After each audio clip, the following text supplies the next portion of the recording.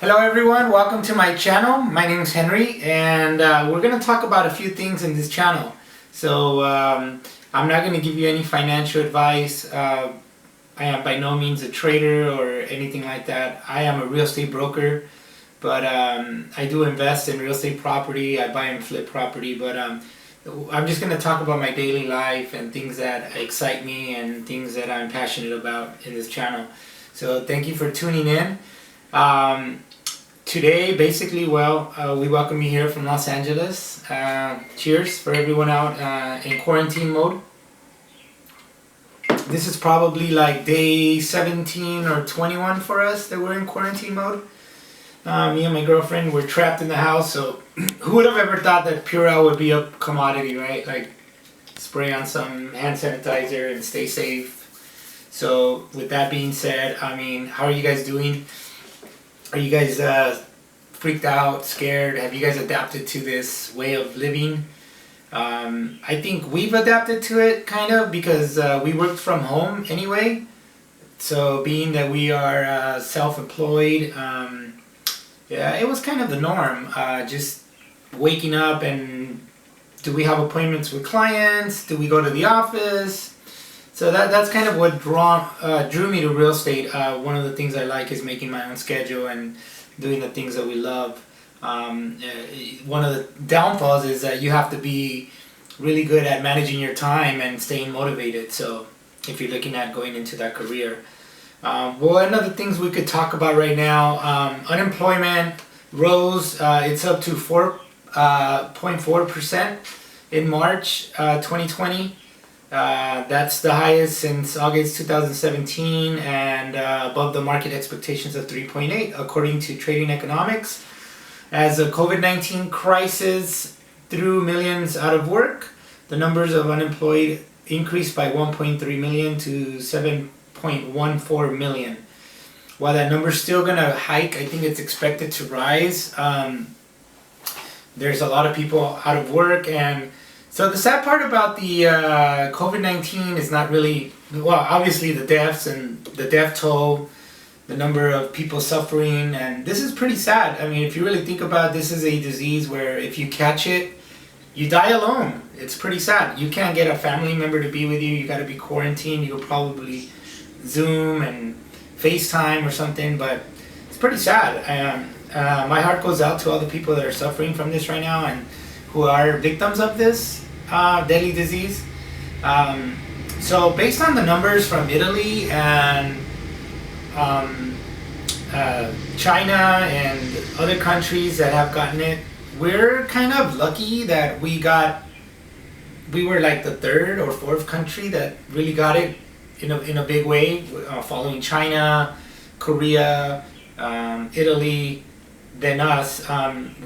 We have the most deaths actually in the world, and I think part of that, we can say, oh, we blame the government, we blame Trump, we blame, honestly, I think it's as a whole, we were not prepared for it. I think we felt like, oh, this is something that's happening in China, I think it's not going to come to us.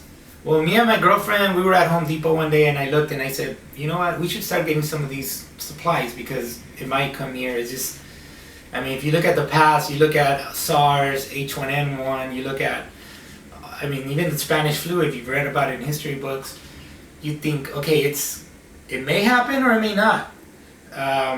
Also, Bill Gates had made a documentary about it.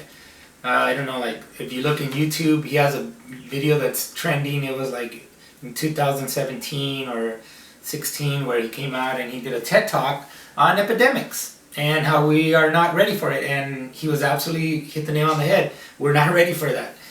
So, I mean, it was something that really was unexpected, like a black swan event, if you want to call it that, that really is going to affect, it's not really, again, and my whole point of this, I'm rambling on, is that the economic aftermath is going to be what really worries me. And this is something we cannot compare. I hear a lot of economics and economists and other so-called experts that say, oh, this is like the 2008 crash, the derivatives crash, the housing market, and oh, it's like the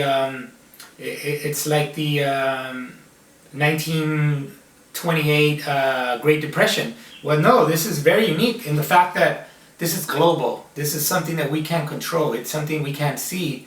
We have fears that underlie what's happening. So this actually would compare most, I think, to the Spanish flu, where it killed millions of people around the world, unfortunately. The disease was brought over from Europe during the First World War. Some of the U.S. soldiers contracted it and brought it from the areas around Spain, which hence the name Spanish flu.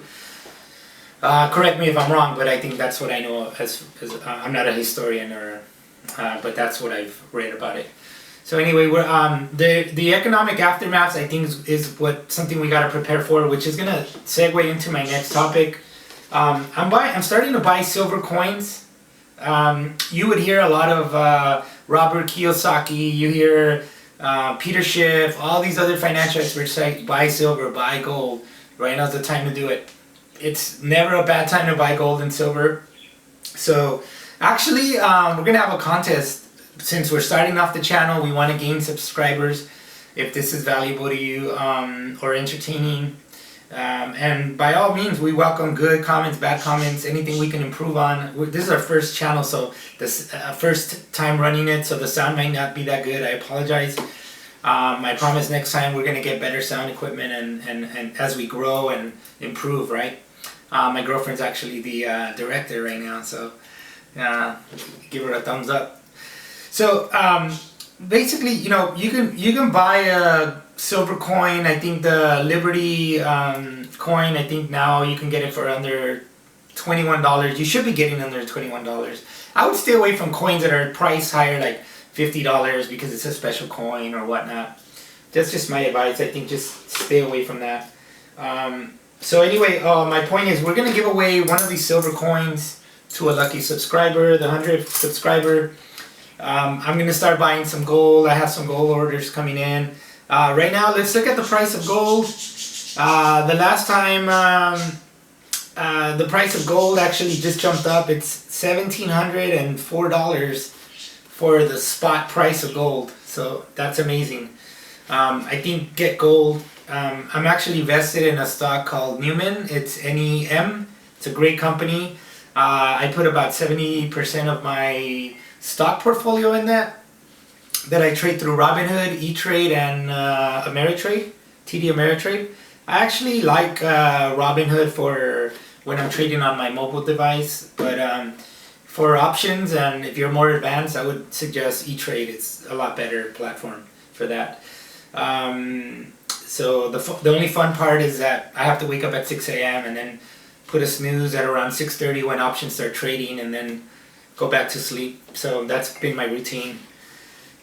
Silver's at $15.70. That's also gone up. It was riding at around $13 for the last, I don't know, it seemed like 10 years. It was boring, but actually shot up. So I think right now people are starting to realize that, hey, 401ks aren't working. Like tons of people on March 18th lost 20-30% of their portfolio maybe.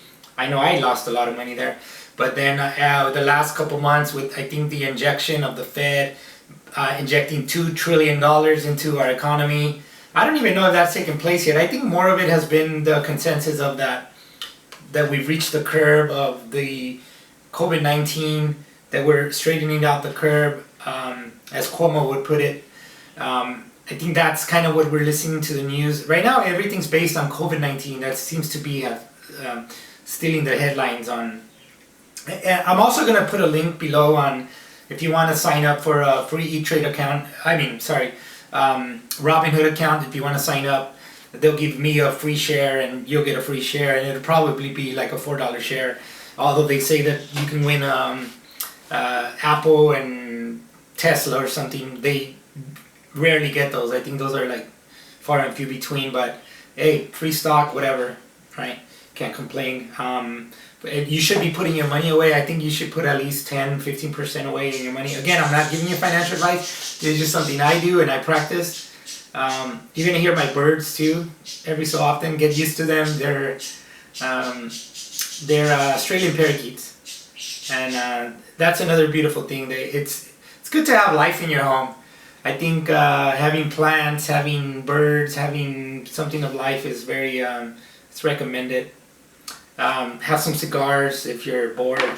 Just anything that keeps you calm nowadays. Some wine. Okay, another thing I'm going to talk about since we're in the topic of stock. Luckin Coffee was trading at around $25 and then it took a hit a couple days ago. Trading completely stopped. It was something like crazy. So, I mean, Chinese stocks are risky. I think the only Chinese stock that I would highly recommend, that I would place a lot of faith in is Alibaba. I'm heavily vested in Alibaba. I think I got like 35% of my portfolio in Alibaba, the other 25% in Tesla, which are my other favorite stocks. I got another, let me look at the latest I've been trading. Zoom. I think Zoom's still going to do well. Zoom's another one. They've been Zoom bombing where people go in and actually scream profanity and take their pants down. It's crazy. They're working on the kinks. Also, there were securities issues. I know some big companies like, I can't remember the name. I think, I lost my train of thought, but it was one of the companies was like, they basically said that they're not letting their employees use Zoom because of that. There's privacy issues, but they're working on them. I have faith in the company. I think it'll go up. It's trading at 125. I bought the majority of them at I think around $90, $95 or something like that. So that's another good company I would invest in. Netflix, I think, is going to